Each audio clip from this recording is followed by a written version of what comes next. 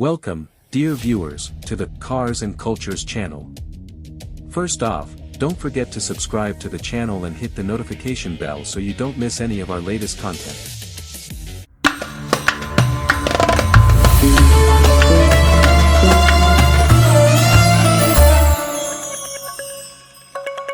If you ever visit Afghanistan, or even see pictures of its streets, you'll notice something unmistakable: Toyota cars are everywhere. Whether you're in the capital Kabul or in remote mountain villages, you'll find that the preferred vehicle of Afghans isn't German or American, but Japanese, specifically the Toyota Corolla, along with its robust sibling the Hilux and the legendary off-roader Land Cruiser. But why this peculiar loyalty to Toyota? Is it just a coincidence? Or is there a long history behind this overwhelming prevalence? Come, let's take a quick tour through the story of Toyota in Afghanistan, where it has transformed from just a car into a part of daily life, and even of politics and wars.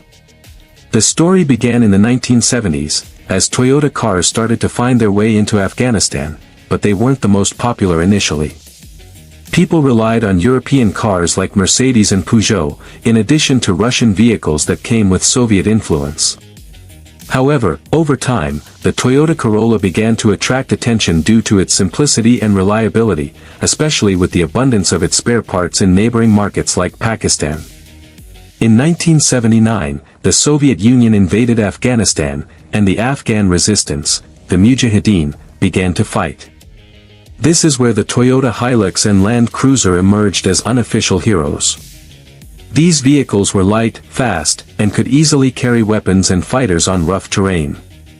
During the war, the Hilux became the primary mode of transport for the Mujahideen, while the Land Cruiser was the luxurious choice for faction leaders.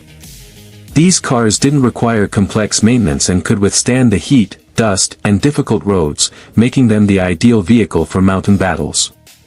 With the Soviet withdrawal in 1989, Afghanistan descended into the chaos of civil war, and here the Toyota Hilux was no longer just a car, it transformed into a symbol of power.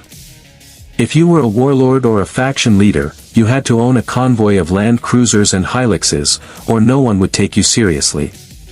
When the Taliban took control in 1996, Toyota vehicles became the de facto official transport of the movement. Pictures of Taliban fighters cruising through cities in white Hiluxes with weapons mounted on the back became widespread, so much so that global media dubbed them Toyota Taliban. When the United States invaded Afghanistan in 2001 after the 9/11 attacks, the Taliban faced immense military pressure, and their leader Mullah Omar was forced to flee his stronghold in Kandahar. But remarkably, the leader who had ruled Afghanistan for years didn't escape in an armored vehicle or a private plane, but in a very simple car, a white Toyota Corolla.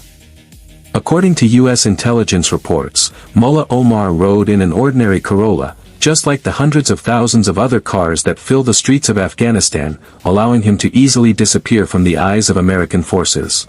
Thus, the Corolla became not only the favorite car of civilians but even of war leaders and historical pursuits. After the withdrawal of U.S. forces and the return of the Taliban to power in 2021, Toyota remained the preferred vehicle for everyone. The Corolla still dominates the roads, and the Land Cruiser and Hilux are still the first choice for anyone who needs a powerful car that can do everything. Afghanistan is a country where governments have changed, and endless wars have been witnessed, but one thing has never changed: Toyota is the true queen of the roads.